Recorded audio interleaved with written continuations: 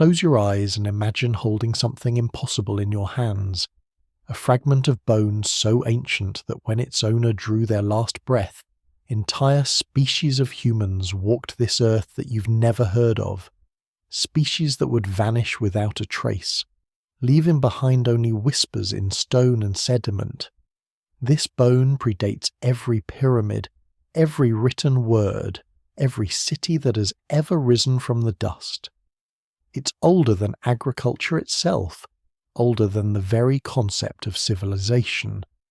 Now imagine that this single piece of fossilized skull was powerful enough to make the world's most respected scientists throw their textbooks into the fire and start over. Because that's exactly what happened when this discovery emerged from the earth, covered in the dust of nearly 1 million years. If you're settling in for the night, perfect. That's exactly why I'm here. So get comfortable, maybe hit that subscribe button if you haven't already, and drop a comment below telling me where you're listening from, what time it is there. I love seeing this community stretch across time zones, from Tokyo at dawn to London at midnight, all connected by these stories that reach back through the mists of time. Tonight, we're embarking on a journey that will challenge everything you thought you knew about human origins.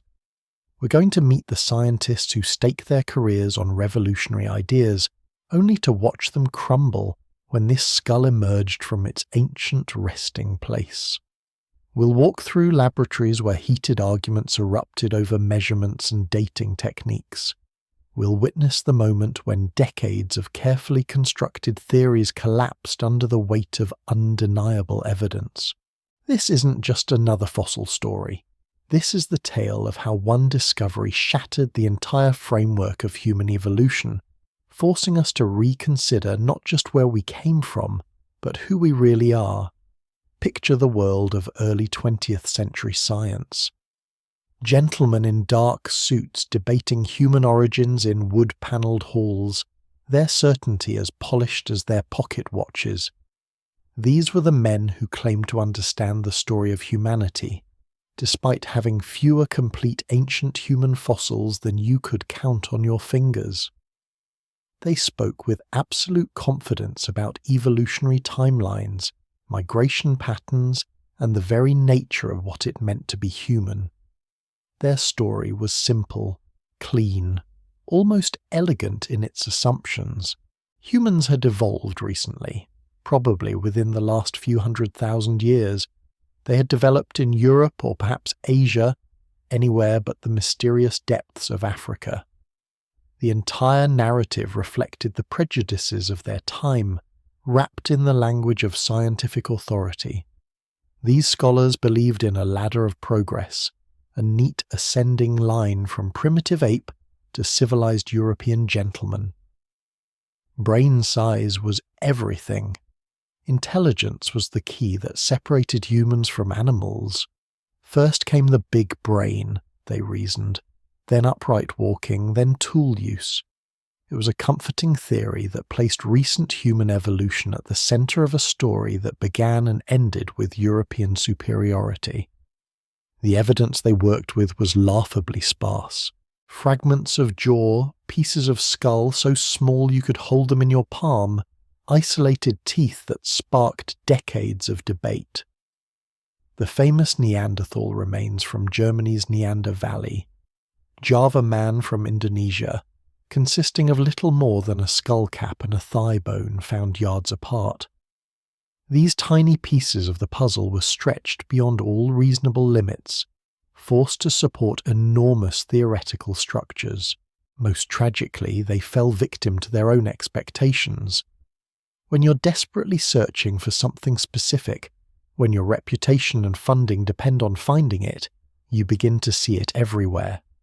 The hunt for the missing link, that crucial transitional form between apes and humans, became an obsession that clouded judgment and corrupted interpretation.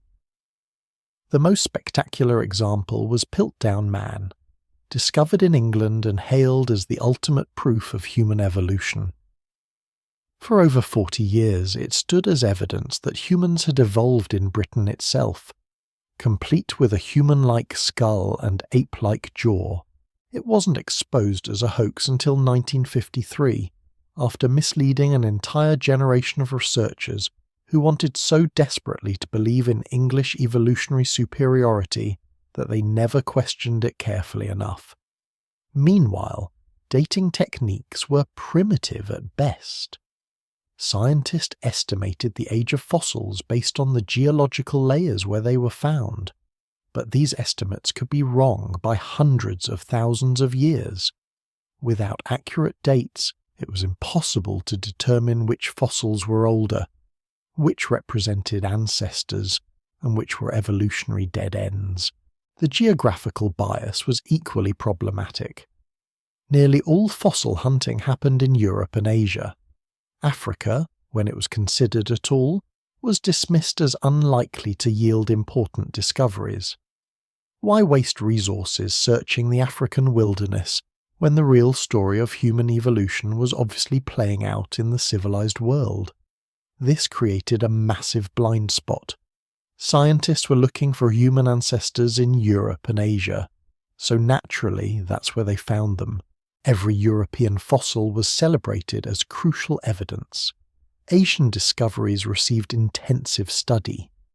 African finds, when they occurred at all, were often treated as curiosities, interesting but peripheral to the main narrative.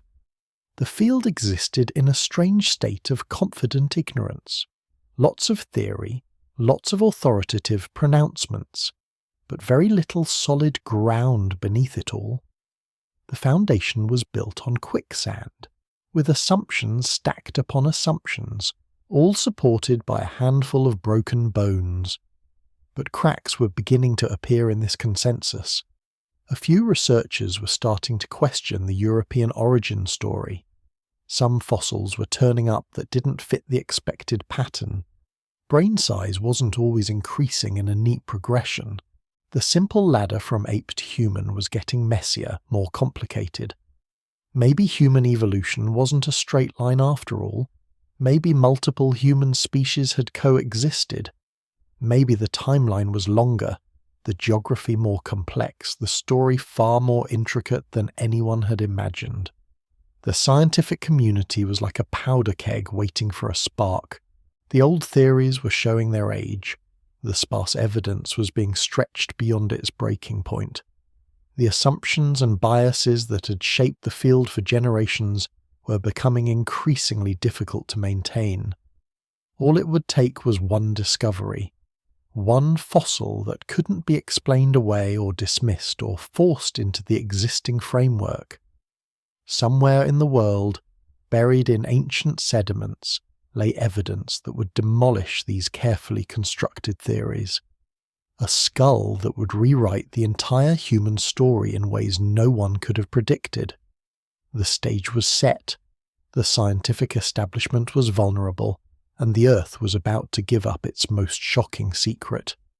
The revolution was about to begin, and when it did, nothing would ever be the same again. Picture the East African Rift Valley at dawn, sometime in the early decades of the 20th century. The sun hasn't crested the horizon yet, but already the sky bleeds orange and gold across an alien landscape. This is Badland country, carved by ancient rivers and sculpted by millions of years of geological violence. Exposed cliff faces reveal the Earth's history like pages in a book, each layer telling the story of vanished epochs. The air carries a crisp coolness that won't last. In a few hours the temperature will climb toward unbearable, but for now, in these precious morning moments, the heat hasn't yet begun its daily assault on anyone brave enough to work these desolate expanses. This is where the impossible would be discovered, not in some dramatic archaeological adventure with golden idols and booby traps, but in the grinding, methodical work of systematic fossil hunting. The kind of work that breaks your back and tests your patience, where you might search for months and find nothing but broken stones and the bleached bones of animals that died yesterday instead of 1,000,000 years ago. The landscape itself defies imagination. Volcanic ash layers alternate with ancient lake beds, creating striped patterns in the rock faces that speak of cycles beyond human comprehension. The ground is littered with fragments, most worthless, some precious beyond measure. Fossils weather out of these sediments constantly, exposed by wind and rain, baking white in the relentless sun. Most are just fragments, pieces too small or damaged to tell any meaningful story. But somewhere in all that geological chaos, complete specimens await. Skulls intact enough to revolutionize science, old enough to shatter every assumption about human origins. The fossil hunters who worked these sites weren't wealthy academics on safari.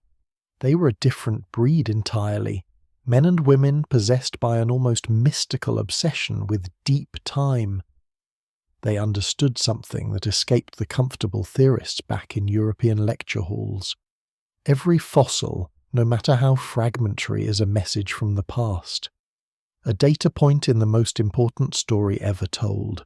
Enter our discoverer, a researcher whose name would eventually be linked forever with this find. Initially, they weren't even looking for human fossils. They were part of a broader expedition documenting the incredible diversity of extinct animals that once roamed these African plains. Giant pigs the size of modern rhinos, saber-toothed cats that would make a modern lion look like a house pet, elephants with 4 tusks arranged in impossible configurations.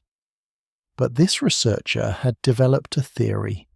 If the environment had changed so dramatically over millions of years, transforming Africa from dense forest to open savanna, then surely those same pressures had shaped human evolution. Early human ancestors hadn't evolved in isolation. They were part of this ecosystem, competing with these predators, hunting these prey animals, adapting to the same climate shifts that drove entire species to extinction.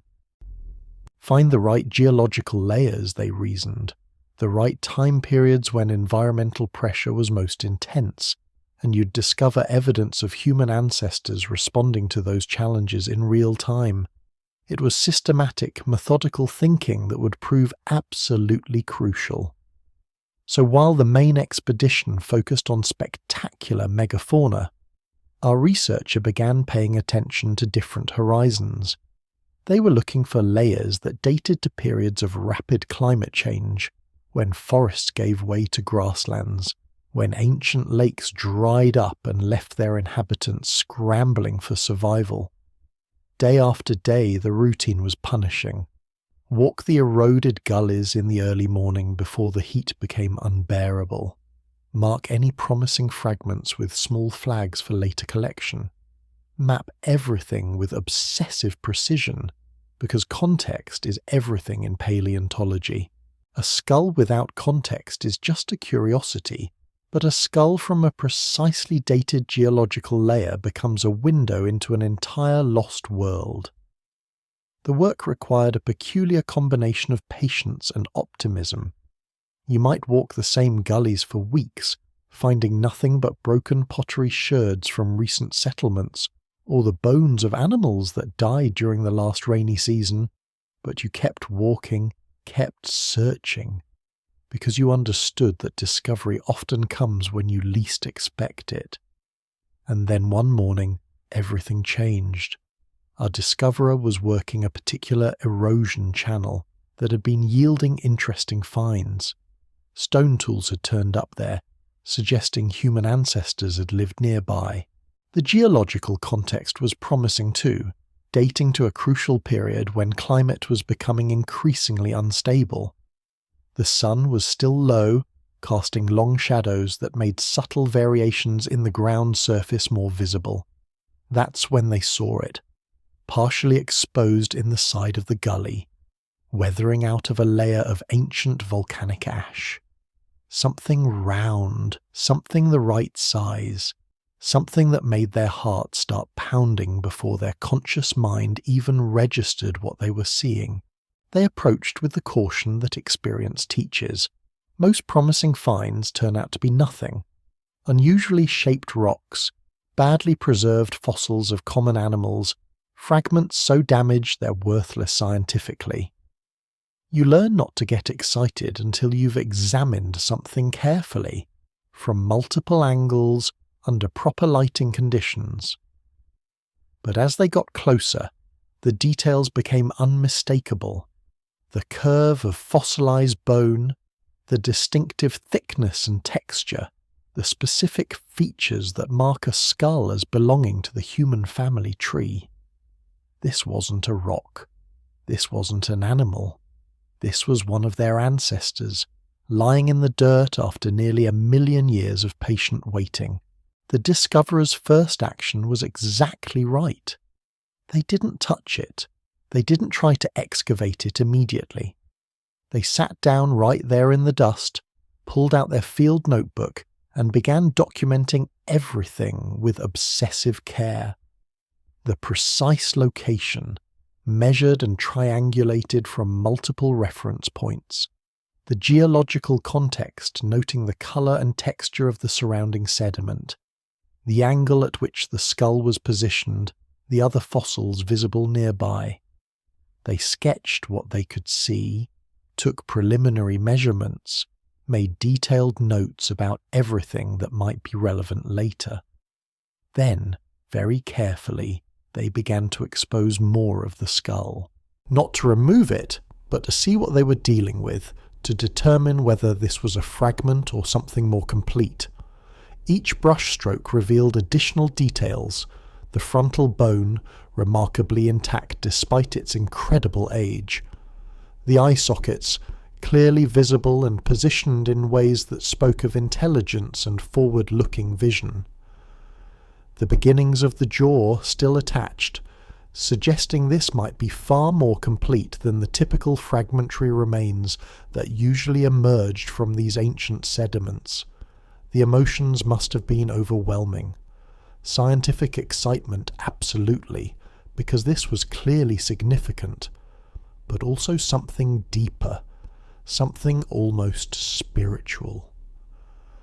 This skull had belonged to a living, breathing individual, someone who had been born, grown up, faced challenges, maybe raised children, eventually died and been buried by the slow accumulation of geological time.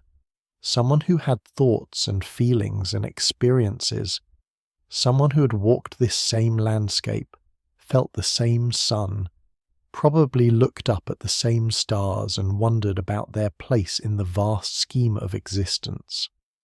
After nearly 1,000,000 years, another human was seeing their face for the first time since their death. But philosophical reflection would have to wait. The skull was exposed to the elements, vulnerable to damage from rain or scavenging animals. It needed protection immediately, and it needed to be excavated with the kind of care usually reserved for defusing bombs. The discoverer marked the location with multiple reference points, photographed everything from every conceivable angle, then made the long hike back to expedition camp to get help. They needed plaster for creating protective jackets around the fossil. They needed the expedition leader and other senior researchers to witness and verify the discovery.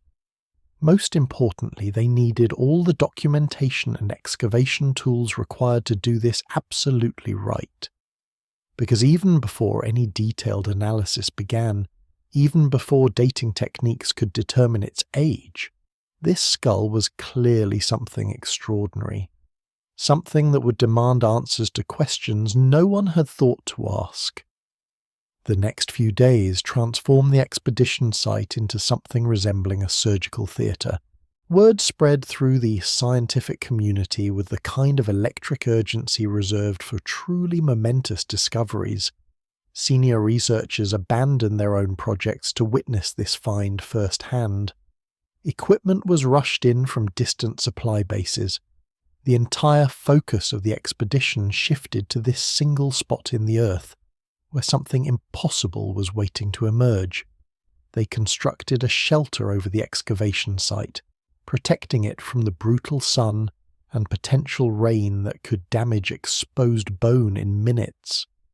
A precise grid system was established, dividing the area into measured squares that would allow every fragment, every grain of sediment to be mapped with mathematical precision.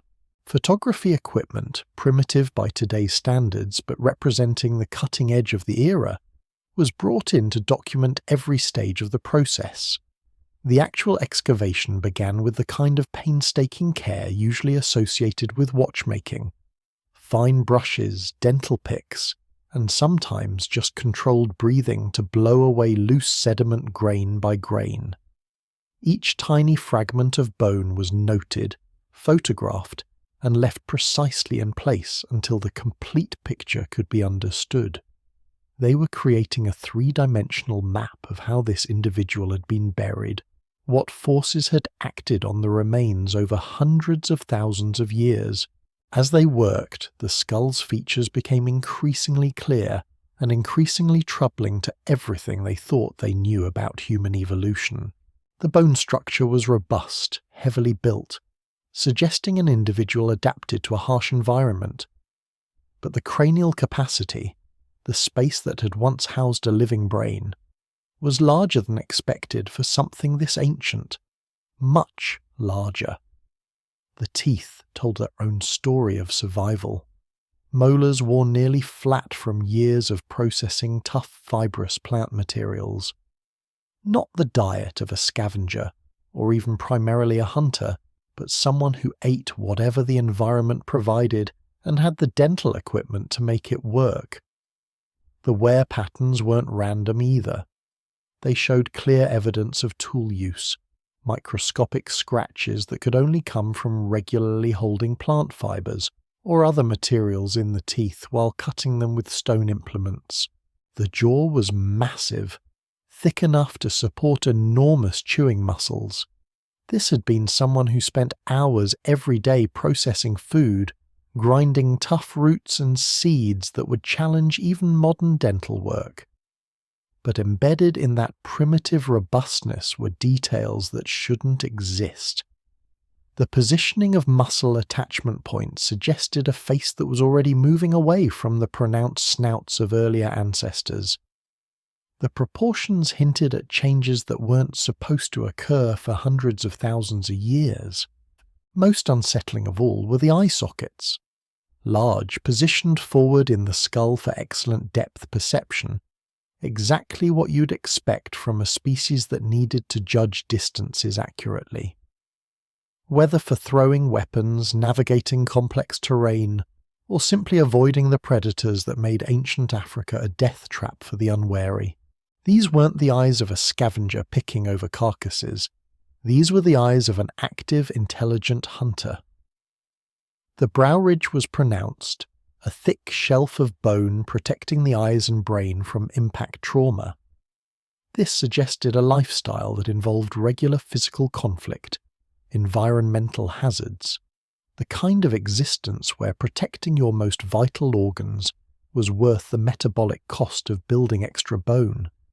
Yet even this feature showed refinement, a movement away from the massive ridges of earlier species towards something more recognizably human. After days of careful excavation, they were ready for the most nerve-wracking part of the entire process, actually removing the skull from its ancient resting place and beginning the journey to a laboratory where it could be properly analyzed. They used the standard paleontological technique of jacketing, covering the exposed bone with wet tissue paper to protect the surface, then applying layers of plaster-soaked burlap to create a hard protective shell. The jacketed skull weighed nearly 40 pounds. Bone, rock, plaster, and sediment all fused into a single precious package. They carried it from the excavation site like it was made of spun glass, walking slowly, trading off when arms got tired, constantly aware that a single stumble could destroy evidence that had survived nearly 1,000,000 years, only to be lost through human clumsiness. The journey from remote excavation site to proper laboratory was an adventure in itself. This was long before reliable air transport or even decent roads in much of Africa. The skull travelled by truck over terrain that would challenge a modern off-road vehicle, then by train across landscapes that seemed to stretch into infinity, finally by ship with handlers who had no idea they were transporting one of the most important fossils ever discovered. The discoverer accompanied the skull personally every step of the way. They weren't taking any chances. At border crossings, they had to explain repeatedly what they were carrying and why it mattered. Some officials were fascinated, others suspicious. One border guard apparently wanted to break open the plaster jacket to verify it didn't contain contraband, a suggestion that nearly gave the researcher a heart attack. But eventually, after weeks of careful transport, the skull arrived at a major research institution, still in its protective jacket, still safe, ready to reveal secrets that would revolutionize understanding of human origins. What happened next would spark debates that continue to this day, arguments that would split the scientific community and force a complete rethinking of humanity's deepest past. The skull had survived nearly 1 million years buried in African soil. It had survived exposure, excavation, and a journey across continents. Now it would face something even more challenging. The intense scrutiny of scientists whose entire careers were built on theories this discovery was about to demolish, because once they opened that plaster jacket and began their analysis, there would be no going back. The comfortable certainties of early 20th century anthropology were about to crumble. Replaced by questions so fundamental, they challenged the very nature of what it meant to be human. The revolution was about to begin in earnest, and its implications would echo through every museum, every textbook, every assumption about our species for generations to come. The first step was determining exactly how old this impossible skull really was, and that would prove to be a scientific detective story worthy of its own epic tale. Here's the problem with finding something impossibly ancient. How do you prove just how old it really is? When that skull emerged from the earth, holding it was one thing. Understanding what you were actually holding, that was an entirely different challenge altogether. In those early days of paleontology, scientists had no reliable method for determining the exact age of ancient bones. They could make educated guesses based on the rock layers surrounding their discoveries. They could compare the degree of fossilization to other specimens they'd found. They could examine the geological context and make reasonable assumptions. But precision, real certainty, that was asking for miracles, and yet this skull demanded an answer. Its very existence challenged every assumption about human evolutionary timelines. The bone structure suggested extreme antiquity, yet the features were far too advanced for anything that old. Without reliable dating methods, skeptics could dismiss the entire discovery. They could claim it was younger than it appeared, that the fossilization had occurred unusually rapidly, that the finders had made critical errors about which rock layer it actually came from. So began one of the most important scientific detective stories in the history of human origins research. A quest spanning decades to answer one seemingly simple question. Exactly how old was this revolutionary piece of evidence? The first approach was pure geology. Stratigraphy, the study of rock layers, operates on a beautifully simple principle. Newer layers form on top of older ones, like pages stacked in chronological order. If you discover a fossil deep underground, buried beneath multiple layers of sediment, it has to be older than everything above it. Basic logic that even a child could understand. The researchers who made this discovery had been meticulous about documenting the geological context. They'd mapped the surrounding rock formations, collected samples of the sediment layers, noted exactly where the skull had been positioned relative to other fossils and geological markers.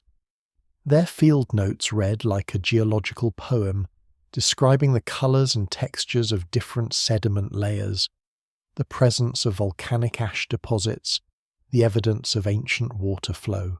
What they found was both encouraging and absolutely terrifying for the established scientific order. The skull came from a layer that was demonstrably ancient. Below it stretched deposits that had been forming for millions of years. Above it lay sediments that represented hundreds of thousands of years of slow accumulation. The stratigraphic evidence suggested an age that made most human evolution experts deeply uncomfortable. But stratigraphy alone wasn't sufficient evidence for such a revolutionary claim. Too many variables could complicate the picture. Geological disturbances might move fossils up or down through different layers. Water erosion could relocate remains far from their original positions. Earthquakes and tectonic activity could jumble everything together like cards in a shuffled deck. The skeptics weren't being unreasonable. They had legitimate concerns about relying solely on rock layer analysis. So the research team turned to their second line of evidence, the company this skull kept in its ancient resting place. Paleontologists have a saying that you die with tells a story about when you lived. When the skull was discovered, it wasn't alone in its geological layer.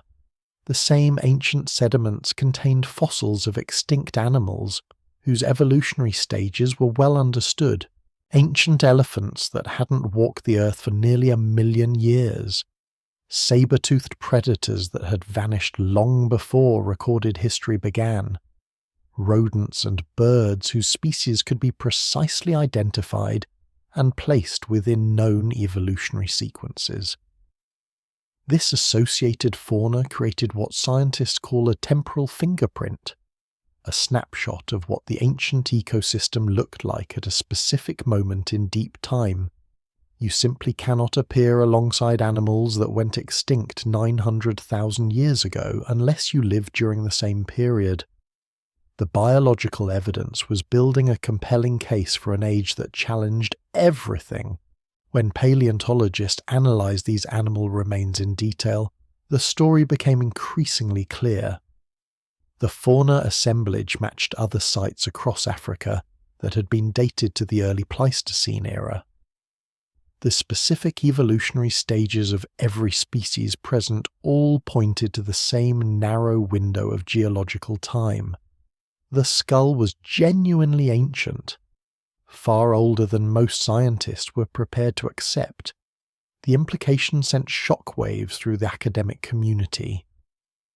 Accepting these dates meant acknowledging that human ancestors had been far more advanced, far earlier than anyone had imagined. It meant rewriting textbooks, abandoning cherished theories, admitting that decades of carefully constructed evolutionary models were fundamentally flawed. The debates that erupted were legendary in their intensity. Conferences became battlegrounds where respected researchers shouted at each other over interpretation of tooth fragments and jaw measurements. Some scientists refused to accept the dating evidence outright, arguing that the stratigraphic analysis had been misread, or that the associated fauna had been contaminated through unknown geological processes. Others took a more nuanced approach, acknowledging the evidence while questioning what it actually meant. Perhaps this skull represented an isolated population that had evolved differently from the main human lineage. Maybe it was an evolutionary dead end, impressive, but ultimately irrelevant to understanding modern human origins. The scientific community fractured into competing camps, each defending their interpretation with the fervour of religious zealots. Then technology began to catch up with the controversy. By the mid-20th century, scientists had developed revolutionary new techniques for dating ancient materials. Radiometric dating methods that didn't rely on context or comparison, but measured the actual decay of radioactive elements within fossils and surrounding rocks. When an organism dies, radioactive isotopes in its body begin breaking down at known constant rates. Like atomic clocks ticking away the centuries, these decay processes provide precise measurements of how much time has passed since death occurred. The principle was elegant, the mathematics were solid, and the results were often shocking to researchers who had grown comfortable with their assumptions. The problem was that most radiometric dating methods had limitations. Carbon-14 dating, the technique most people have heard of, only works on materials younger than about 50,000 years. Beyond that threshold, too little radioactive carbon remains to measure accurately. For this ancient skull, carbon dating was completely useless, but other methods held promise. Potassium-argon dating measures how radioactive potassium decays into argon gas in volcanic rocks. If the skull had been found near volcanic deposits, those materials could be dated with incredible precision. Uranium lead dating tracks different radioactive decay chains in mineral crystals. Each method offered a different window into deep time. When these sophisticated techniques were finally applied to the skull site, something remarkable happened. Multiple independent methods began converging on the same time frame. The volcanic ash layer directly above the fossil tested at 900,000 years old. Mineral deposits in the surrounding rock showed consistent ages approaching 1 million years. Different laboratories, using different equipment and different samples, kept arriving at the same impossible conclusion. The skeptics had demanded unimpeachable evidence. Now they had it from multiple independent sources, each using completely different physical processes to measure age, all pointing toward the same inescapable truth. This skull was approximately 1 million years old, give or take perhaps 50,000 years. In geological terms, that margin of error was essentially meaningless. But what does 1 million years actually represent? The human mind struggles to comprehend such vast stretches of time. All of recorded history, every civilization you have ever heard of, fits within the last 5,000 years. Ancient Egypt, Mesopotamia, Greece, Rome, China, all of it compressed into a tiny sliver of recent time. To reach this skull's era, you'd need to multiply all of human history by 200. If you tried counting to 1 million, advancing one number every second without stopping, it would take you nearly 12 days. If you walked backward through time at 1 year per step, you'd need to take 1 million steps to reach when this individual died. At normal walking pace, that journey would require 3 weeks of continuous movement. Evolution operates on temporal scales so vast that our brains, adapted for thinking about seasons and lifetimes, struggle to grasp them. 1 million years isn't just old, it's ancient beyond our intuitive capacity to understand. Yet in Earth's 4.5 billion year history, 1 million years is essentially yesterday. A few moments in the planet's 24-hour day, but of course the story of the million-year-old skull doesn't really end there. Discoveries like this never truly end, they ripple outward. Long after the plaster jacket was opened and the first measurements were made, the skull kept working on people. It worked on the scientists who studied it every day under the cold light of laboratory lamps.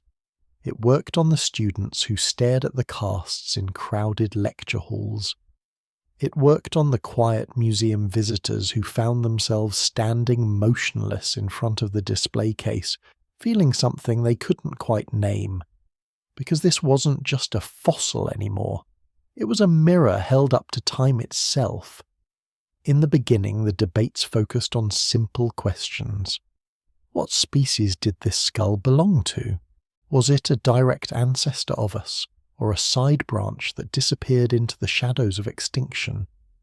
Where exactly did it fit in the branching, messy, overlapping tree of human evolution? Scientists tried to fit it into categories they already knew.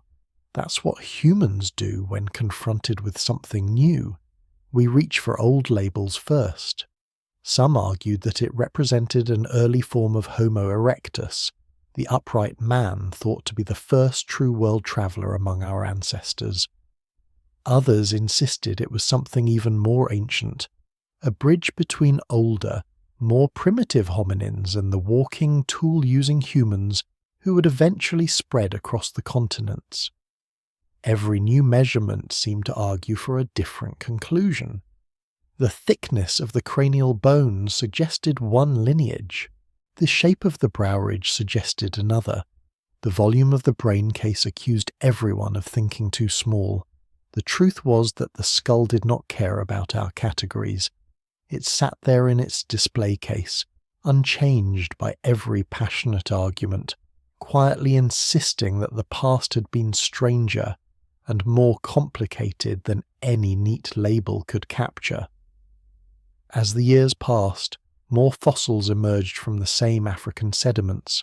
A partial jaw here, a fragment of pelvis there, a handful of teeth that had once ground ancient plants into pulp. Each new discovery added one more stroke to the unfinished portrait. Soon it became impossible to pretend that this skull was a lonely anomaly. It was part of a pattern. The Rift Valley began to look less like a remote outpost of evolution and more like a crowded intersection where multiple branches of the human family tree crossed and recrossed each other. Skulls with slightly smaller brains but similar faces. Skulls with heavier jaws and lighter brow ridges. A kaleidoscope of ancient people whose lives overlapped for hundreds of thousands of years. The old picture of a single clean line from primitive ape to modern human crumbled completely. Instead of a ladder, the evidence began to look like a braided river, with channels that split and rejoined and occasionally dried up altogether. One branch might lead to a dead end. Another might disappear underground for a while, only to resurface somewhere unexpected. And through it all, the current of time flowed on.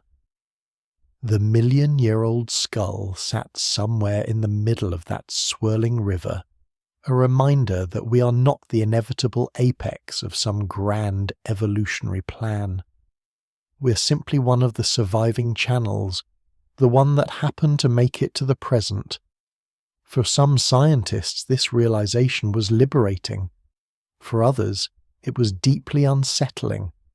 It meant that intelligence was not a rare, fragile spark that appeared only once at the end of a long, straight road. It meant that minds capable of complex thought, planning and cooperation may have emerged in multiple branches, in different forms, at different times. When you look into the empty eye sockets of that ancient skull, you're not staring at something almost human. You're looking at a mind that was already walking the same path, using tools, solving problems, raising young, navigating a dangerous world with the same mix of fear and curiosity that still drives our species today. The skull became a kind of anchor point in time. Once scientists accepted its age, they had to ask a new question. If beings this advanced were walking the African landscape nearly 1 million years ago, what else had we missed? The search widened. Attention that had once been laser-focused on Europe and Asia began shifting southward. New expeditions were launched into Ethiopia, Kenya, Tanzania, and beyond. The ground responded. Fossils spilled out of the sediments like long-buried memories. Footprints immortalized in volcanic ash, showing a family group walking upright side by side. Stone tools older than any city. Jawbones so ancient and yet so familiar that they made seasoned researchers fall silent.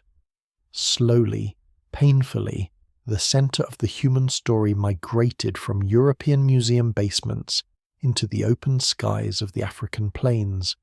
The skull had done that. It had forced the scientific community to admit that Africa was not an afterthought, not a peripheral stage of the real drama happening elsewhere. It was the main stage, the birthplace, the original laboratory where the experiment of being human had run for millions of years. Decades passed. New generations of scientists took up the work. They grew up in a world where the million-year-old skull was already famous, already enshrined in textbooks and documentaries. For them, it was not a shocking outsider. It was part of the furniture, a given. So they pushed further. They asked questions that earlier researchers would never have considered. How did these ancient people think? What could they see? What could they hear? What did the world smell like to them? How did they move? Not just their legs and arms, but their hands, their fingers, their eyes, when they were thinking or hunting or comforting a crying child. By studying the internal structure of the skull, using CT scans and 3D reconstructions, scientists began to map the spaces where the brain had once pulsed with living thought. The shape of those spaces suggested which areas were more developed, which senses were more important, how the different parts of the brain might have talked to each other. It turned out that the regions associated with vision and motor control were highly developed. These ancient humans had needed keen eyes and precise hands. They lived in a world where survival depended on reading subtle signs in the environment and reacting quickly. But other regions, the ones involved in planning, social interaction and memory, were not as primitive as expected. There were hints, only hints, because bone can never tell the whole story, that these people lived in complex social groups, that they remembered, that they grieved, that they shared. You can imagine them now, can't you? A small band gathered around a fire at the edge of a lake that no longer exists. Children sleeping close to their parents. Hunters quietly mending tools for tomorrow's journey. Someone looking up at a night sky almost identical to the one above you tonight. Maybe feeling that same sense of awe that sometimes catches in your own chest when you see the Milky Way. The million-year-old skull belonged to one of those people. For most of history, that connection would have been where the story ended. Bone and stone, tools and teeth, guesses about brains and behaviour. But in the late 20th century, another revolution began. This time, it came not from rocks and fossils, but from something even more intimate. Our own bodies, DNA. The genetic code inside your cells is a living archive. Every strand of it carries echoes of who your ancestors were, where they lived, what they survived. Even without fossils, even without skulls and tools, your genes remember. At first, the techniques for reading that code were slow and clumsy. But as they improved, scientists began to realize they held a new kind of time machine in their hands. By comparing the DNA of people from different parts of the world, they could estimate how long ago their ancestors had shared common populations. The more differences between two genetic sequences, the longer they had been separated. It was like counting the number of edits in two copies of the same ancient manuscript to see when they had last been copied from a single source. The results overturned the last remnants of the old Eurocentric story. The genetic data pointed again and again to the same conclusion. Modern humans, as we understand them today, emerged in Africa. Not just one group, not just one tribe in one valley, but a tangled web of populations spread across the continent, mixing and separating over hundreds of thousands of years. People moved, climates shifted, rivers changed course, deserts advanced and retreated. Through it all, human communities adapted, intermarried, split apart, met again. When some of those populations finally left Africa and spread across the rest of the world, they carried only a fraction of the continent's genetic diversity with them. It was like taking a single chapter out of an enormous library and building all your stories from that one text. So if you trace your ancestry back far enough, No matter where you live now, your family line passes through those ancient African landscapes, through the same rift valley where that million-year-old skull waited in silence. DNA didn't just confirm Africa's central role in our story. It did something even more surprising. It hinted that there might have been many more human species sharing the planet than the fossil record had revealed.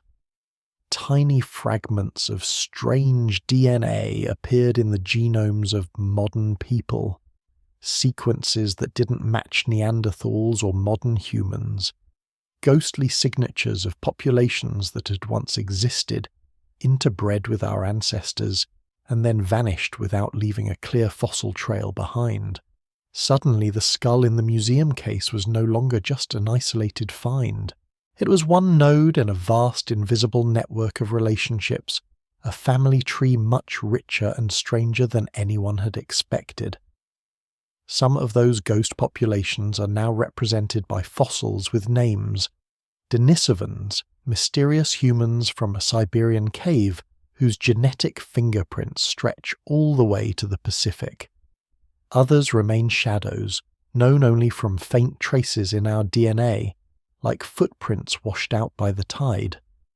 The million-year-old skull was too ancient to belong to those more recent ghost cousins. But its existence helped prepare the scientific imagination to accept them.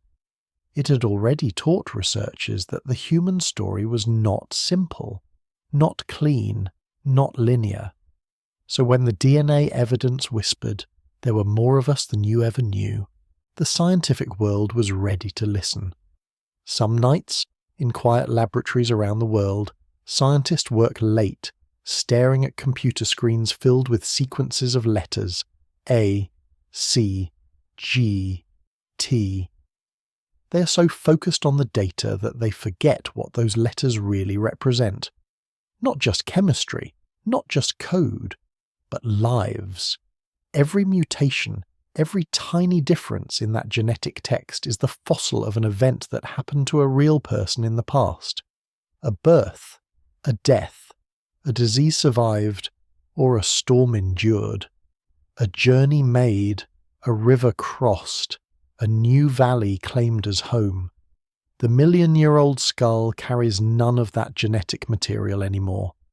Time has long since erased the delicate molecules that once orchestrated its owner's development, but the shape of the bone, the context of the find, the entire cascade of discoveries it triggered, those are another kind of genetic code, a cultural genome. The story of that skull changed how we think, and that too is something that gets passed down. Generations of students grew up learning that human evolution was older than previously believed, that Africa was central, that multiple human lineages overlapped in time and space. These ideas shaped the questions they asked, the expeditions they planned, the technologies they invented to probe our past. When you hear about new fossils today, about ancient jaws in Ethiopia, or footprints in Crete, or tools found on some windswept plateau, you are hearing echoes of that original shift. The skull made it possible for us to even recognize those later discoveries for what they were. Scientific revolutions rarely arrive with trumpets. They come as quiet corrections that slowly become impossible to ignore. Imagine a timeline now, stretching out in front of you in the darkness behind your closed eyes. At one end is tonight, your bed, your room, the soft hum of whatever world you live in. At the far end, nearly invisible 1,000,000 years ago, stands the person whose skull started all of this. Between you and them lies a chain of ancestors, generation after generation, face after face, none of whom knew they were part of anything called evolution.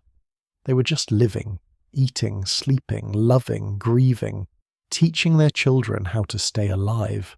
If you were to place a hand on the shoulder of your mother, and she placed a hand on the shoulder of her mother, and so on, forming a long line stretching back into the past, the chain would reach that ancient person in roughly 40,000 steps. 40,000 people is less than the population of a small town. Think about that. The distance between the world of smartphones and satellites and the world of stone tools and saber-toothed predators is the length of a single crowd at a football stadium. From that perspective, 1,000,000 years does not feel so impossibly distant. It feels like something you could, in theory, walk. This skull reminds us that we are part of a continuum, not an exception. In museums, visitors sometimes lean in close to the glass and search the ancient face for pieces of themselves. The curve of the brow, the angle of the cheekbones, the slope of the jaw. Sometimes they find nothing familiar, sometimes they find everything. You might do the same in your imagination now. Picture that face with muscles and skin and living eyes, not as a monster or a missing link, but as a person. What would they have thought if they could see you, the clothes you wear, the cities you live in, the lights at night, the glowing rectangle you hold in your hand? They might be terrified, yes, but they might also understand more than we think. Because underneath all the surface differences, the technology, the language, the stories, we share the same core requirements: safety, connection, meaning. There is a quiet comfort in that.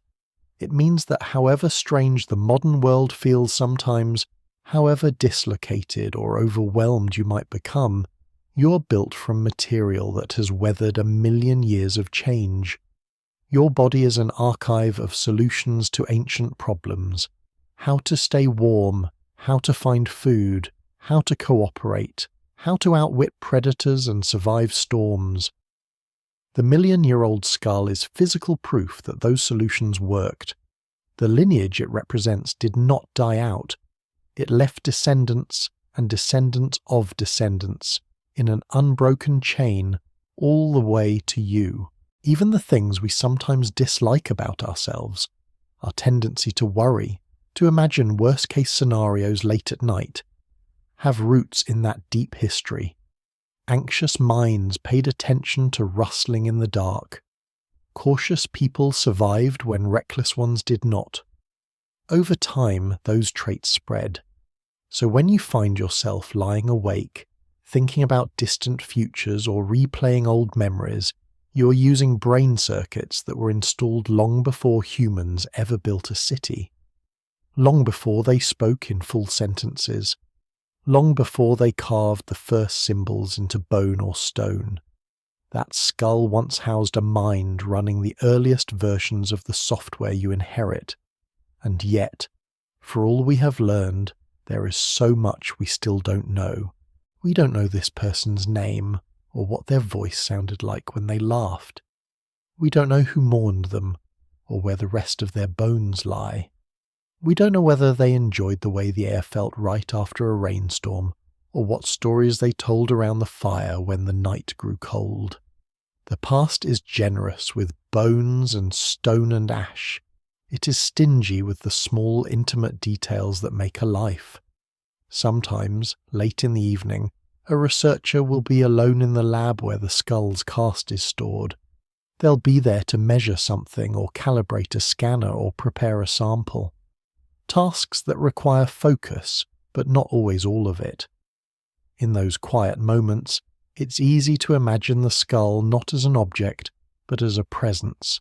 To feel, just for a second, that someone else is in the room. Not in a supernatural sense, but as kind of emotional gravity. You might feel a faint version of that now, a sense that the line between past and present is thinner than it seems, and it is. Every breath you take tonight passes through air that has flowed around every living thing that ever existed. Molecules that cooled inside volcanic plumes 1,000,000,000 years ago, that drifted over oceans where trilobites crawled and ammonites swam, that roared through the lungs of dinosaurs and mammoths, and those early humans whose bones we now display behind glass. When the owner of that 1,000,000-year-old skull exhaled for the last time, the atoms of their breath dispersed into the atmosphere, mixed with the wind, rode currents around the planet. Over ages, those atoms joined new bodies, new lives, new stories. Some tiny fraction of them may be in your bloodstream at this very moment. The skull reminds us that nothing is truly separate, not across space, not across time. Once, long ago, your ancestors stood in small groups and tried to make sense of the world with whatever tools they had.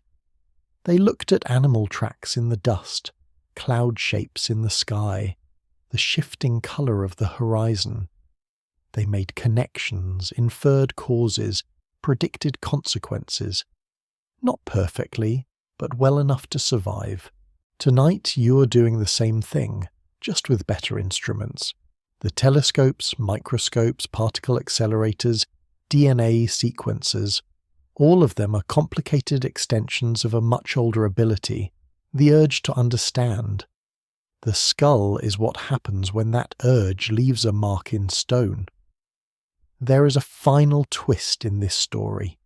For all the effort poured into studying this fossil, for all the expeditions, arguments, scans and measurements, the most profound effect it has may not be on science at all. It may be on the people who hear the story and realize, sometimes for the first time, just how deep their roots go. Most of the time, daily life shrinks our world down to a small circle. The next task, the next meal, the next worry. We forget that we are standing on a planet that has been orbiting a star for billions of years. We forget that we are part of a lineage that survived ice ages and droughts and predators and plagues. Stories like this one widen the circle again. They remind you that your life, with all its very real problems and pressures, is also part of something vast and continuous. That the fears you feel are ancient, and so are the capacities you have to meet them.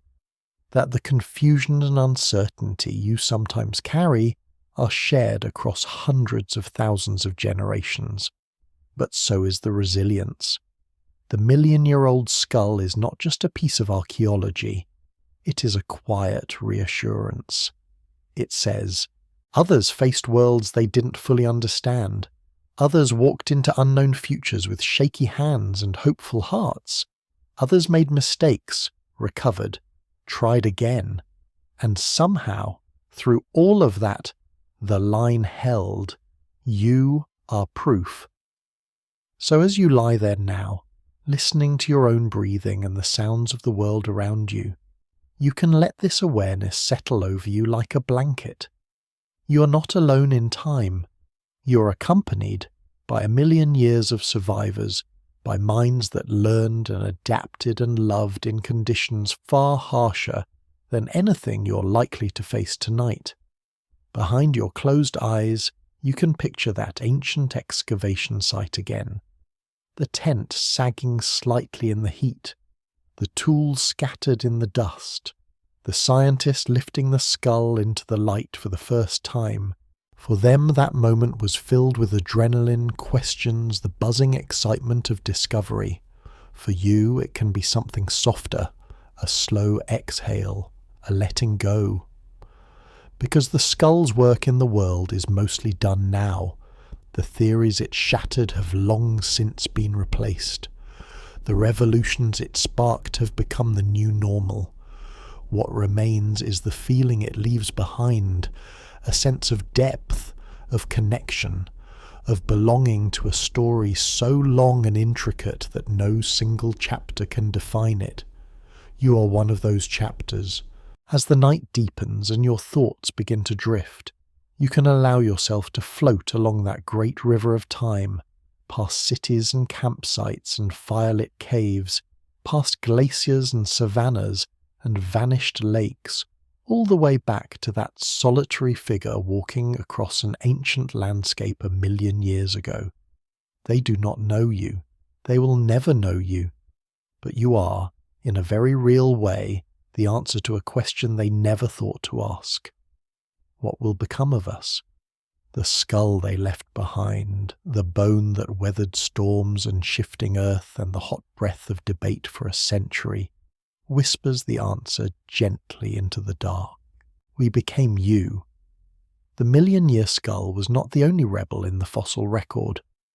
Once it had forced the door of possibility open, other discoveries began to slip through, one after another, each with its own quiet challenge to the official story. Imagine walking into a long, narrow museum hall. Glass cases line both sides, filled with skulls and jaws, casts and reconstructions. At first glance, they look like variations on a theme, bone-coloured masks staring out of time.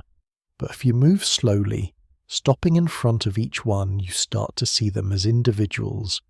Different brow ridges, different jaw lines, different ways of occupying the same basic template of human. Somewhere near the entrance is a cast of the million-year skull. A small plaque lists a complicated name and an age that still feels unreal, even when you've read it 3 times. But further down the hall, more faces are waiting. One of them comes from a windswept hillside in the Republic of Georgia, at a site called Manisi. The bones were found in the ruins of a collapsed animal den, mixed with the remains of hyenas and saber-toothed cats. At first, no one quite believed what they were seeing. These skulls were small, their bodies slender, their brains modest compared to yours. And yet the rocks around them were old, almost as old as the African fossils that had once seemed unique. Stone tools lay scattered at their feet, rough but effective. They were evidence that some branch of the human family had left Africa far earlier than anyone expected, carrying with them not just bodies adapted to walking upright, but minds capable of planning long journeys into the unknown. The Dmanisi skulls puzzled scientists in a new way.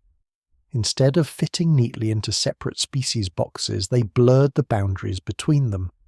Some looked more like early African Homo erectus, some like older, more primitive forms. All of them had lived in the same place at the same time.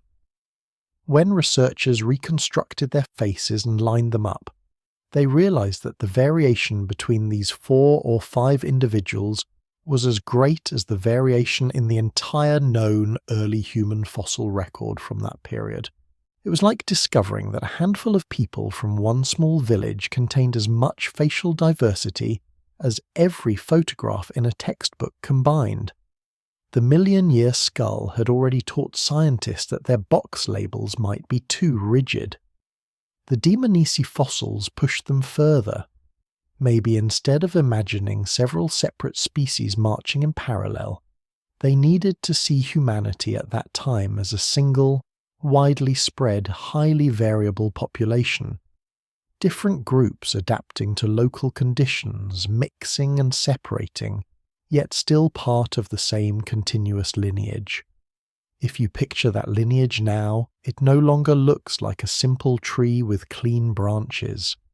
It looks like a braided cord, strands twisting around each other, joining, splitting, recombining. Another case in the museum comes from Spain, from a deep limestone cave system called Atapuerca.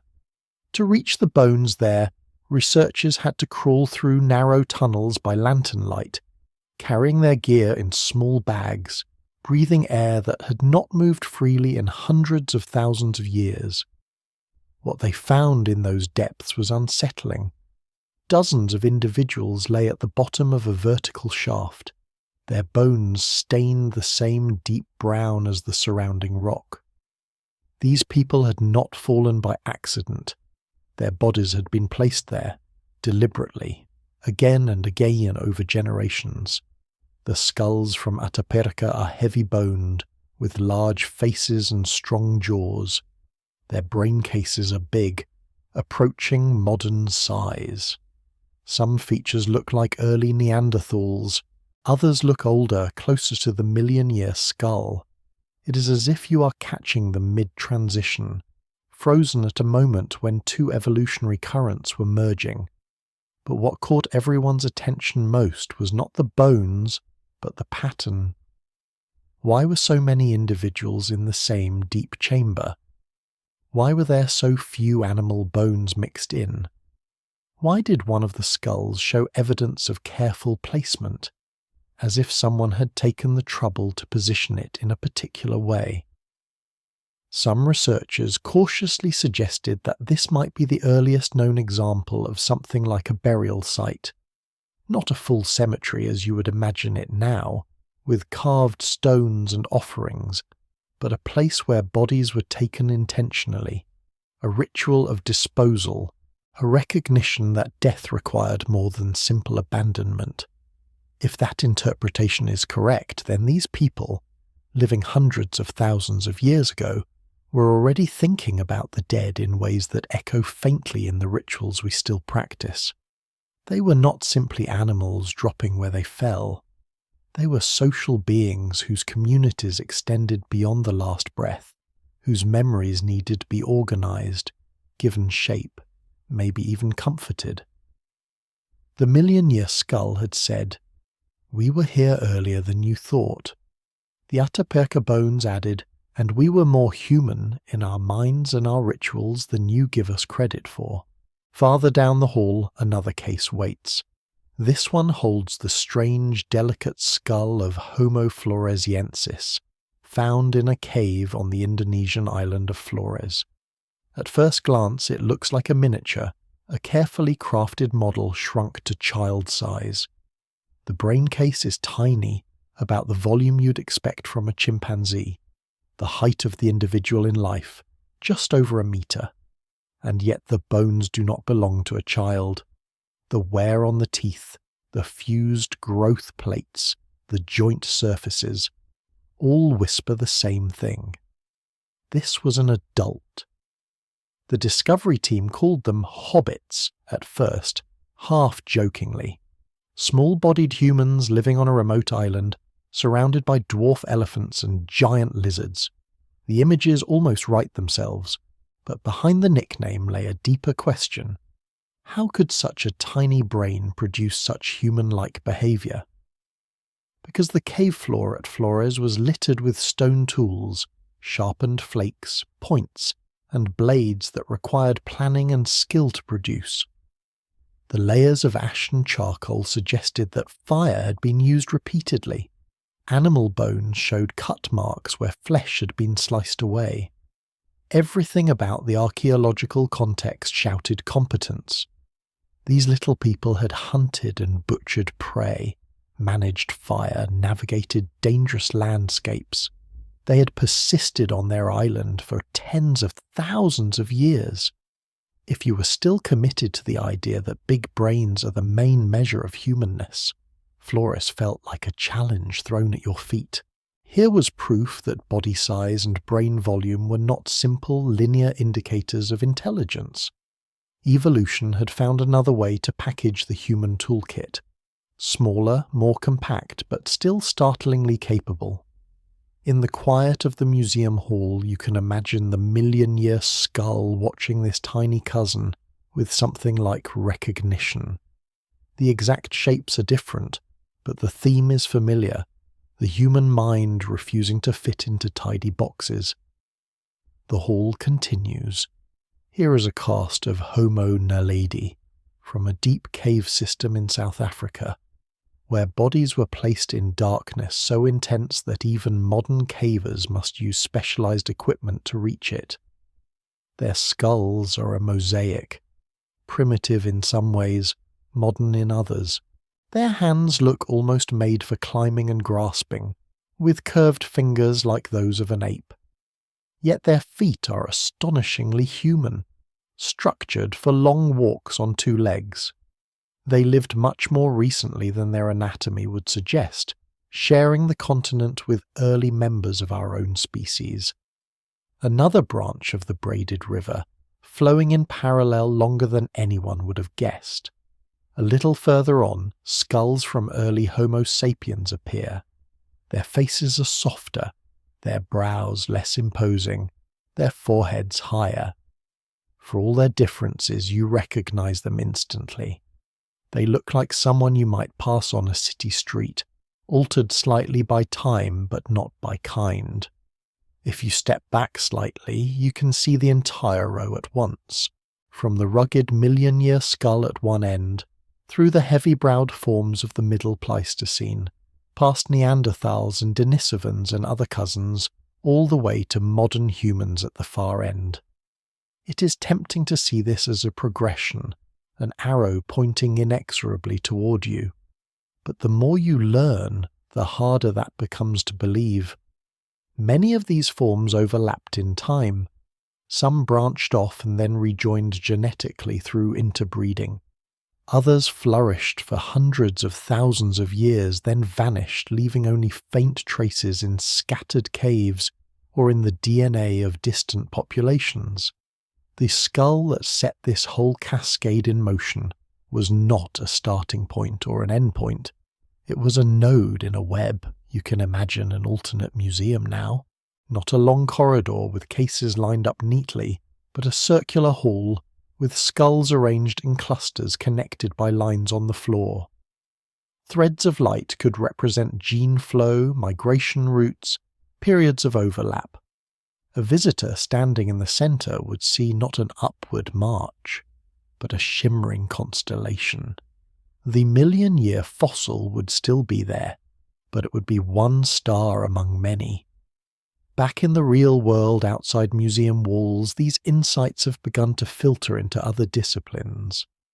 Archaeologists, linguists, even psychologists have started to ask, if humanity was always this complex, this braided and overlapping, what does that do to our stories?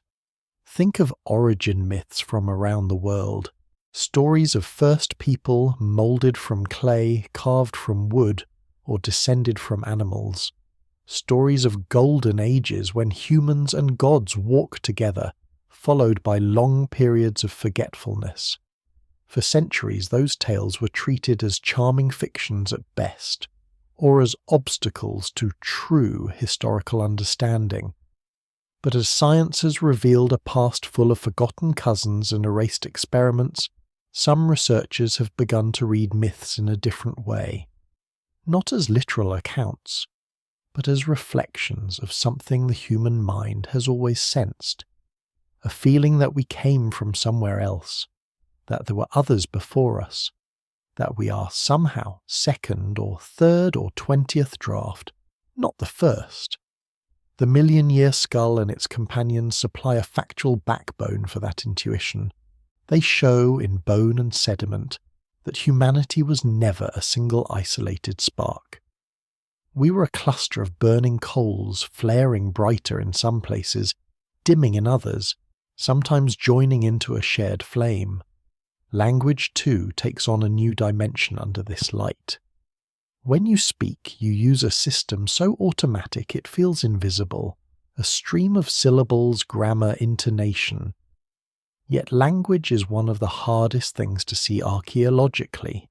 Bones preserve nicely, stone tools endure, but spoken words evaporate as soon as they leave the mouth. And still, scientists have tried to trace the rise of language by reading it indirectly, in the shape of the throat, the structure of the jaw, the flexibility of the tongue, the complexity of tools, the presence of symbolic artifacts. The million-year skull offers clues here as well. Its lower face and basicranial shape suggest that the vocal tract was already more flexible than those of earlier hominins. The inner ear bones, when studied in similar fossils, show adaptations tailored for understanding the frequencies of human speech. The brain case provides hints of expanded areas associated with auditory processing and motor control. None of this proves that fully modern language existed that far back, but it hints at a long prelude, a slow unfolding where gestures, vocal calls, shared attention, and rhythmic sounds gradually wove themselves into something we would recognize as conversation. You can imagine small groups gathered at dusk, not just pointing and grunting, but stringing together sequences of sounds that carried nuance. Danger, water, tomorrow, remember. As the lineage thickened with other branchings, Neanderthals in Europe and Western Asia, Denisovans in the East, unknown cousins in yet unexplored regions, Each likely carried its own version of this developing code. Not a single language, but many, changing as quickly as landscapes and alliances. When modern humans finally spread out of Africa in larger waves, carrying with them new forms of symbolic thinking, they would have met these other speakers. What did those encounters sound like? Were there words in common? Could they learn from each other? Did hybrid vocabularies bloom briefly in border zones, surviving only as faint echoes in tonight's dialects? The million-year skull sits at the base of these questions like a stone in a river, forcing the current of speculation to split and flow around it. Its age stretches the timeline over which language could have formed. Its anatomy hints at capacities waiting to be shaped by culture. If you shift your attention from language to technology, the pattern continues. Early stone tools, dating back more than 2 million years, are simple flakes, sharp-edged pieces chipped off larger cores, functional but crude. For a long time, these were the only tools associated with the dawn of humanity. Then came more sophisticated hand axes, symmetrical teardrop shapes requiring planning, coordination, and an aesthetic sense. For generations, the appearance of these tools was taken as the signature of a new species, a clever maker who had supplanted earlier, less advanced forms. But the million-year skull and other discoveries complicated that too. Hand axes appeared, disappeared, then reappeared, sometimes in regions where older species still lingered. Some groups used them intensively, others barely at all, favouring different strategies. Later, in the time of the Neanderthals and early modern humans, the toolkits become startlingly varied. Finely retouched blades, scrapers, points for spears and darts. Bone needles appear, hinting at tailored clothing. Pigments turn up in the archaeological record, along with engraved lines and pierced shells that look suspiciously like beads. The more archaeologists looked, the more they realized that innovation was not tied neatly to a single species. Neanderthals used pigments and made ornaments. Early Homo sapiens sometimes relied on surprisingly simple tools. Different groups borrowed and adapted ideas from each other. The million-year skull sits far back from this explosion of creativity, but it anchors the trajectory. It tells us that by the time we see complex toolkits in Europe, a deep substrate of problem-solving had already been running in Africa for hundreds of thousands of years. The capacity for invention was not a sudden switch flipped in one miraculous generation. It was a long simmer. You can think of it like embers under ash, glowing faintly long before the visible flame. All of this, the overlapping species, the braided migrations, the early hints of language and technology, feeds back into how modern humans think about themselves right now. For a long time we used differences between groups as excuses for hierarchy. These people are more advanced, those people are more primitive. These skulls represent real humans, those others are lesser. The million-year fossil, by refusing to fit into simple categories, quietly erodes that way of thinking. It shows that the traits we value, intelligence, cooperation, adaptability, have never belonged to a single group alone. They emerge through countless experiments, shared and reshaped, across lines that later generations tried to pretend were fixed walls. Even within modern humans, the genetic variation is remarkably small. Two people chosen at random from different continents are, on average, only slightly more different than two people from the same village. For a species that has spread to every environment on Earth, we are astonishingly homogeneous. That homogeneity is recent. It suggests that at some point, a relatively small population went through a bottleneck, reduced numbers, then rapid expansion. Our genomes carry the scars of that event, like the narrow waist of an hourglass between two wider bulbs of time. The million-year skull stands before that narrowing. Its world was one of greater biological diversity within the human family. Many lineages, many approaches to survival, all coexisting. When you look at your own reflection, it's easy to forget that your face is only one of many that could have carried human intelligence forward. A slightly different climate, a different disease, an asteroid arriving on a different day, and perhaps some cousin lineage will be wondering about its past instead of you. That thought could be unsettling, but it can also be strangely calming. It takes some of the pressure off. You are not the inevitable endpoint of history. You are one participant in an ongoing process, living out one of many possible futures. The skull story has also changed how scientists think about extinction. In school books, extinction often appears as a sudden, definitive line. Dinosaurs alive, then dead. Mammoths roaming, then gone. Neanderthals present, then replaced. But the fossil record, viewed up close, rarely shows clean boundaries. It shows overlaps, transitional zones, ghost populations lingering in marginal spaces long after their peak. The million-year skull belongs to a lineage that did not survive unchanged. Its particular combination of features, heavy brow ridge, thick cranial bone, robust jaw, eventually faded. But pieces of its anatomy resurfaced in later forms. Genetic analyses suggest that some of its descendants may have contributed to the ancestry of later species.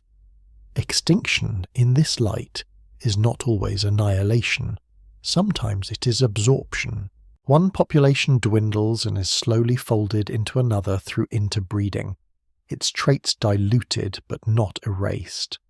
Like a drop of dye in water, the original form disappears, but its essence continues, dispersed.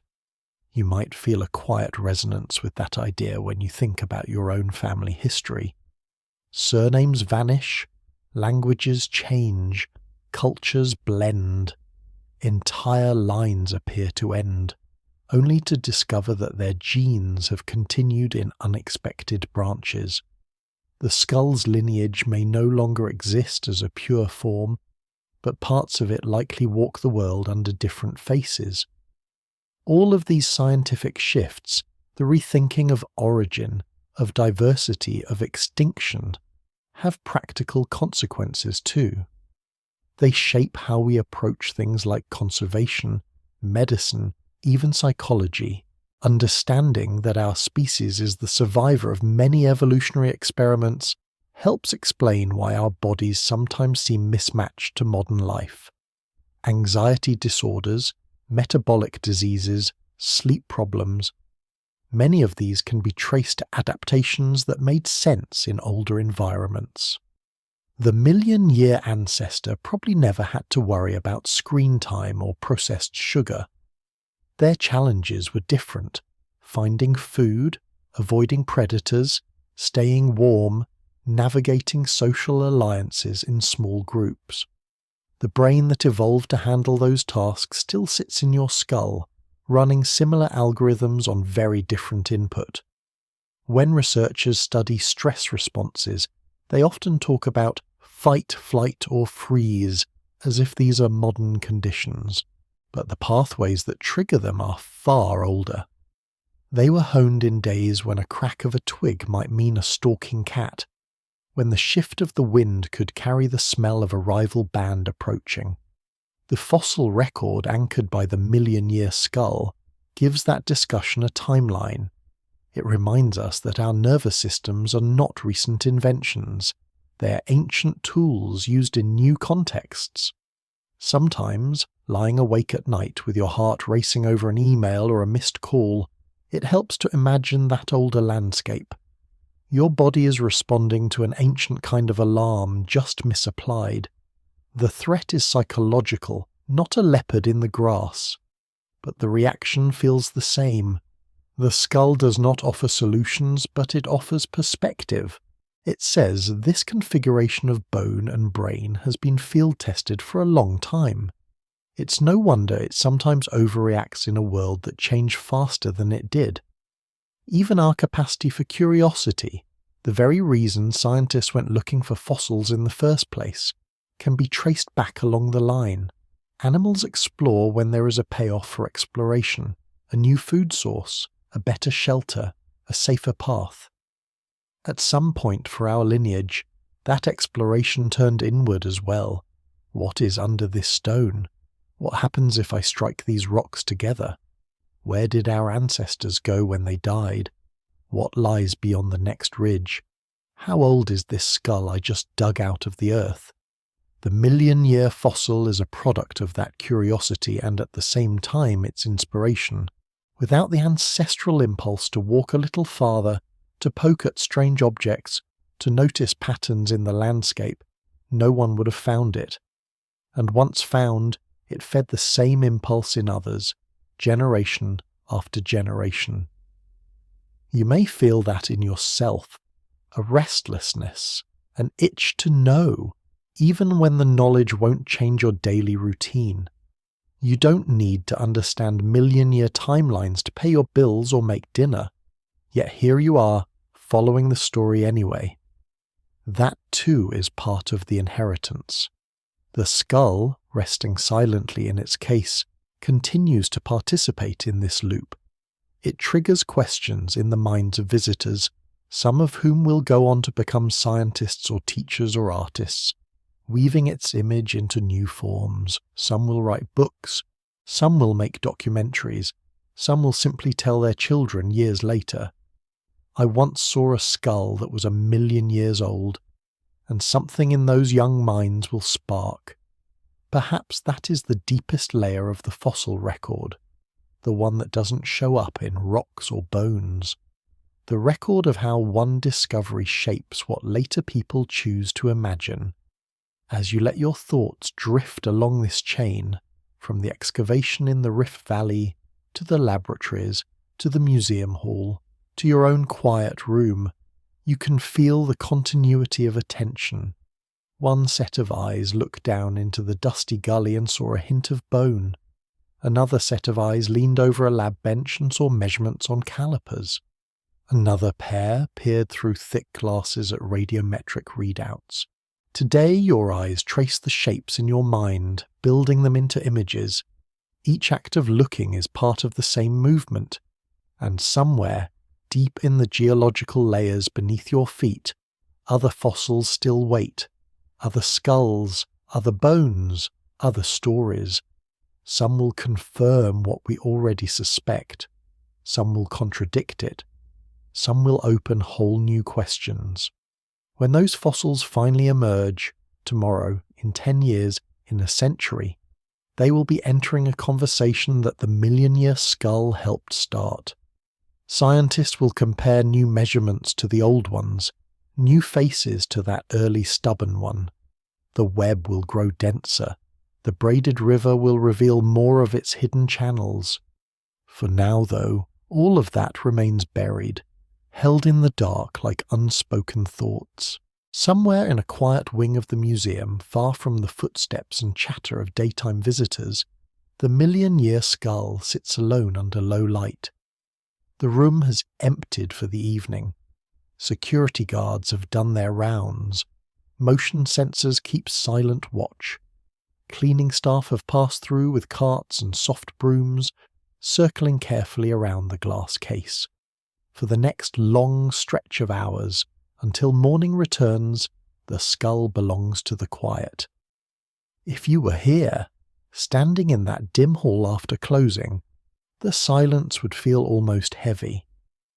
You could hear the faint buzz of the lights, the soft breath of the building's ventilation. Outside, traffic would fade to a distant murmur. Inside, the fossils would keep their wordless vigil. Under its protective dome, the skull is surrounded by instruments that never existed when it was first discovered. Tiny reflective markers, placed years ago for 3D scanning, still cling like constellations to the bone. A digital ID number is printed on the label next to the specimen, meaningless to most visitors but crucial to the servers that hold its virtual copies. Nearby, a small sign explains that this skull has been CT scanned at microscopic resolution, that every groove and ridge has been translated into data, that its inner architecture can now be explored without ever touching the original. Once, the only way to study a fossil was to hold it in your hands and measure it with calipers, to squint at it under changing angles of light and then trace its outline on paper. Now, the skull has a second life, inside computers, inside simulations, inside algorithms that compare shapes no human eye could ever keep straight. If you follow that digital trail, the scene shifts from the hushed museum to a bright, humming lab. Here, flat screens glow in the dark like windows into other worlds. On one of them, the skull appears as a rotating cloud of points, hundreds of thousands of tiny coordinates, each marking a position in space.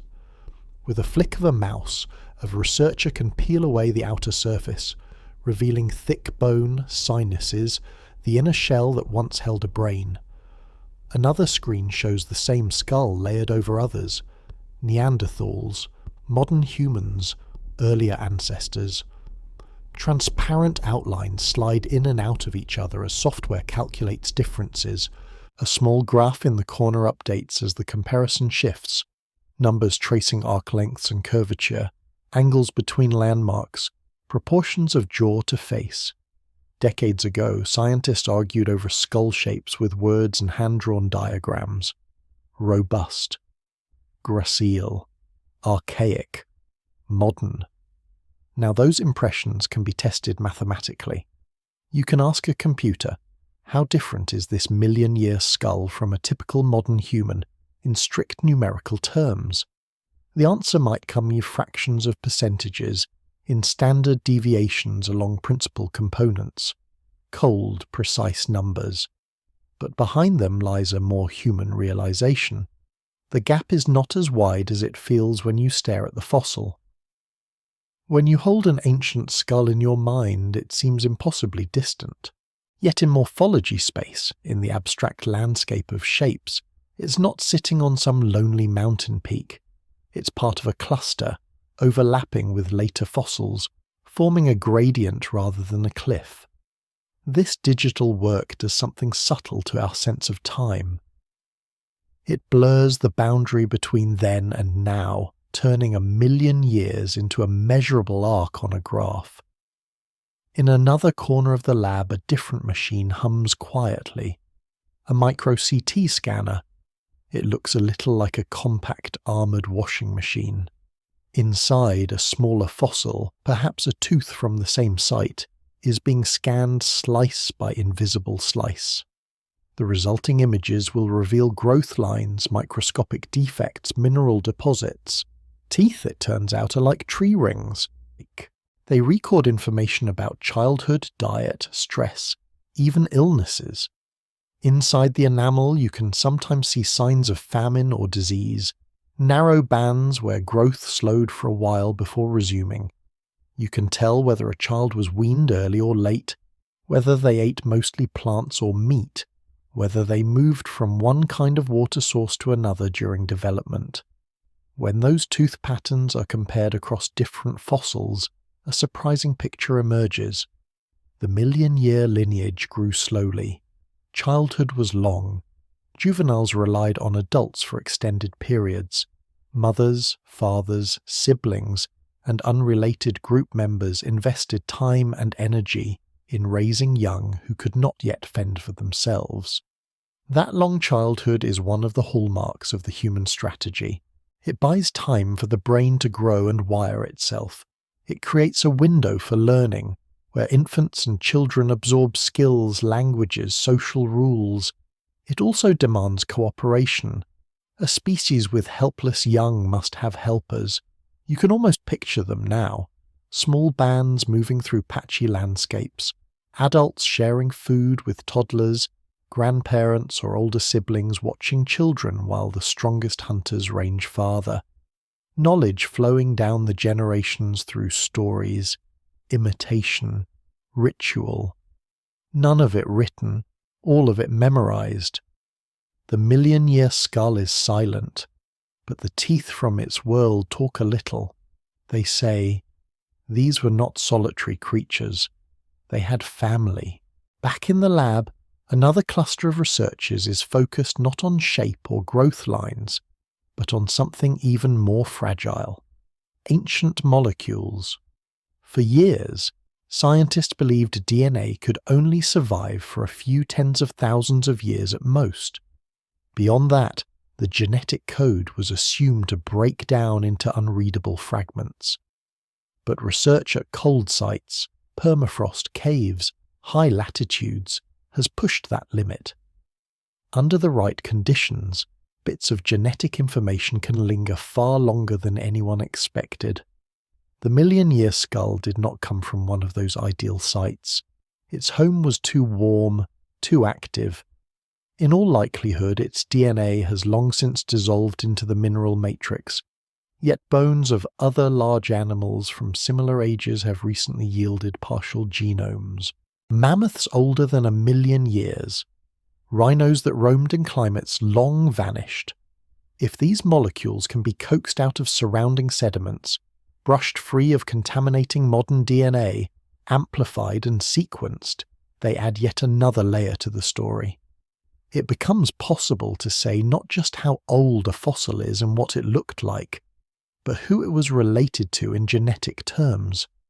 Did the million-year lineage give rise directly to later humans? Did it branch off, run parallel, then fade? Did its descendants mingle with other groups, leaving behind genetic traces still echoing faintly in your cells? Right now, the answer is only partially known. Genetic studies of later fossils, Neanderthals, Denisovans, early modern humans, show a tangled web of interbreeding. Whenever humans moved into new regions, they met others who were already there and, more often than not, formed families with them. Every time Gurin union happened, genes jumped between lineages like sparks between close wires. Some of those sparks faded quickly. Others conferred advantages, better immune responses, new adaptations to altitude or cold, tweaks to metabolism, and spread. The million-year skull sits upstream of most of the genomes we have so far. It belongs to an era when DNA is hardest to recover. But work on animal fossils of similar age hints that the barrier may not be permanent. Techniques improve. Contamination gets better controlled. Sequencing machines become more sensitive. What seems impossible in one decade sometimes looks routine in the next. Somewhere, in some future lab, a researcher may one day sprinkle powder scraped from that ancient bone into a tiny tube, add reagents, and pull from it shards of genetic code that haven't been read since the last time that skull held a living brain. Those sequences will be incomplete, damaged, full of errors. They will require careful computational reconstruction. But even fragments could show where this skull sits on the genetic map. They could reveal whether the people of that time were closer to Neanderthals, to us, or to some older, deeper branch. And then, once again, diagrams on walls and in textbooks would have to be redrawn. Not all the changes happen in laboratories, though. Some unfold in conference rooms, classrooms, and communities. For most of the 20th century, the narrative of human origins was controlled by institutions far from the landscapes where the fossils actually lay.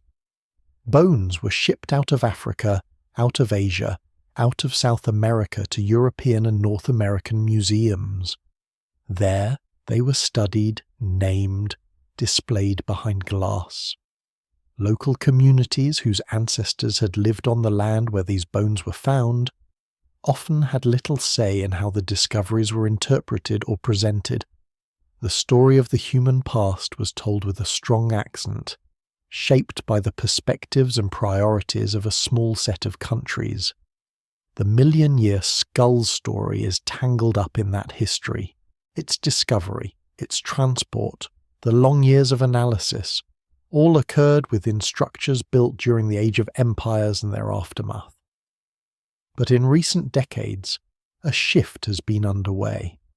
Universities and research institutions in African countries have invested in training paleoanthropologists, archaeologists, geologists, geneticists. Field schools teach local students excavation skills on their own landscapes. Collections are being repatriated, or at least digitally shared, so that scientists closer to the sites can work with high-resolution data. A new generation of researchers, Kenyan, Ethiopian, South African, Tanzanian, and many others, is re-examining both the fossils and the assumptions that came with them. Their questions sound slightly different. Instead of asking only, "Where did modern humans arise?" they might ask, "How many different ways did African populations adapt to changing climates?" Instead of focusing solely on exportable fossils, they might emphasize long-term site protection, local museum development, and community involvement. Imagine a classroom in Nairobi, or Addis Ababa, or Johannesburg. On the screen at the front, a 3D model of the million-year skull spins slowly. The lecturer, speaking in a local language or in English, highlights features not just as abstract scientific data, but as part of a shared heritage. You, they say to their students, are studying a skull from your own continent, your own deep past, your own family.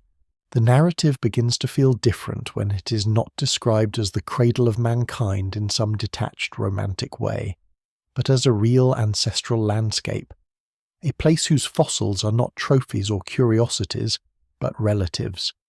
This shift towards shared ownership changes fieldwork too. In some regions, elders from nearby villages participate in site decisions. They know the land intimately, the seasonal streams, the places where erosion is strongest, the areas that wash out after heavy rains.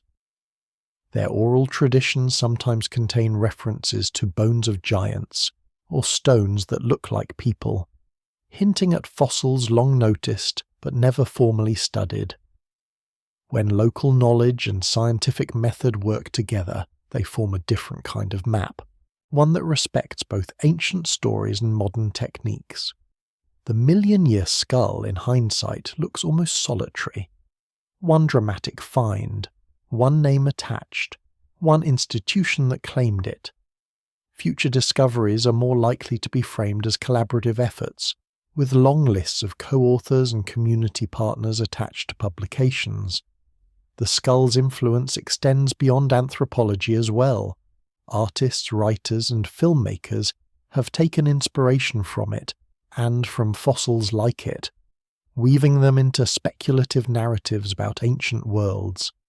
You can picture an animator sitting late at night in front of a drawing tablet, using digital brushes to sketch a face over the ancient bone. Not a literal reconstruction meant for textbooks, but a more poetic interpretation, eyes reflecting firelight, skin weathered by endless sun, hair bound back with fibre cords. In their imagination, this million-year ancestor is not just a specimen. They become a character with a life, waking, walking, laughing, grieving, teaching children to flake stone, watching storms build over distant hills. Science can say almost nothing concrete about those intimate details. It can estimate height and mass, propose gait, suggest possible diets. It can infer that they likely communicated, cared for injured group members, planned hunts. But the exact flavours of their days are lost. Art steps in to fill that blank space, not with facts, but with empathy. It asks, if this were me, what would it feel like? What fears and joys would flow through that million-year brain? Stories like that, Novels, films, comics may not be strictly accurate, but they serve a purpose. They help people who will never read technical articles to feel a connection with the deep past. They remind us that behind the measurements and age estimates lived real individuals whose experiences, though shaped by a very different world, were built on the same nervous systems that respond in you. The skull thus becomes a bridge in more than one sense, a bridge between fields, geology, biology, archaeology, genetics, art, a bridge between continents, a bridge between scientific curiosity and private quiet wonder. There is another, subtler bridge it forms between everyday time and deep time. Most of your life is measured in small increments, minutes, hours, days. Occasional leaps to years when you think about birthdays or anniversaries. Even a decade can feel abstract until you count it as time since I left school, or time since that person died, or time since the accident. 1,000,000 years is so far beyond those scales that it tends to flatten into an indistinct long ago. But anchoring it to a single, tangible object, a skull in a case, gives it shape. You can imagine that skull once sitting in a living head, turning toward the sound of approaching footsteps, tilting back to drink from a pool. You can imagine that head growing from infant to child to adult over a span of years, not that different from the ones you know. Seasons turned, climates shifted, rivers carved new channels. That body changed, aged, finally failed. The skull, freed from flesh, began its slow burial. Sediment accumulated grain by grain, layer by layer, until the individual became geology. If you reverse that process in your mind, time does not feel like an empty distance. It feels like a series of small, understandable steps extended unimaginably far. A single rainy season, a single dry spell, a single generation, then 10, then 100, then 5,000. In that sense, the 1,000,000-year skull is not just an object from the past. It is a way of thinking about time that bends human intuition just far enough to glimpse the scale on which evolution operates, without snapping completely. The skull also invites a question that scientists rarely write in papers, but that drifts unspoken in the background. What will we leave behind? If someone, 1,000,000 years from now, were to dig through layers of rock in what used to be your city, what would they find? Concrete, glass, plastics turned to strange minerals, thin lines of chemical change marking the spread of pollutants. Maybe in some collapsed basement or buried subway tunnel, a human skeleton encased in silt. Would that future researcher be able to tell much about your world from those remnants? They might deduce that there had been a global civilization here, dense, technologically advanced, abruptly altering climate and ecosystems.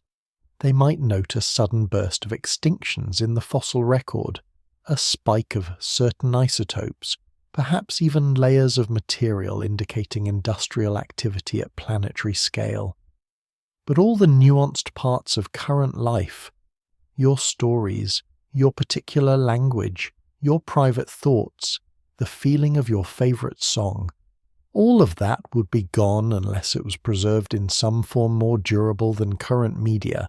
Hard drives rot, paper burns, data centres flood. The 1,000,000-year skull, by its very survival, shows how selective the fossil record is. Bones preserve better than behaviour. Teeth outlast words. Tools made of stone endure longer than those made of wood or fibre.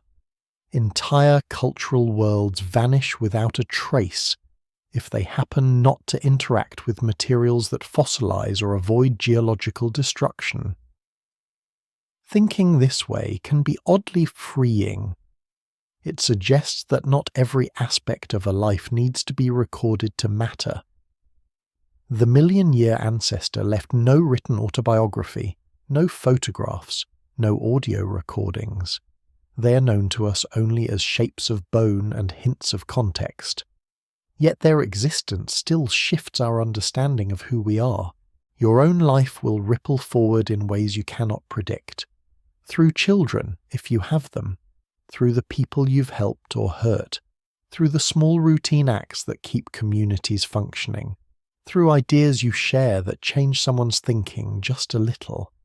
Most of those ripples will never be recognizable in rock layers, but they are part of the same unfolding process the skull belongs to, a chain of influence stretching backward and forward, mostly invisible, occasionally intersecting with the slow, blind process of fossilization.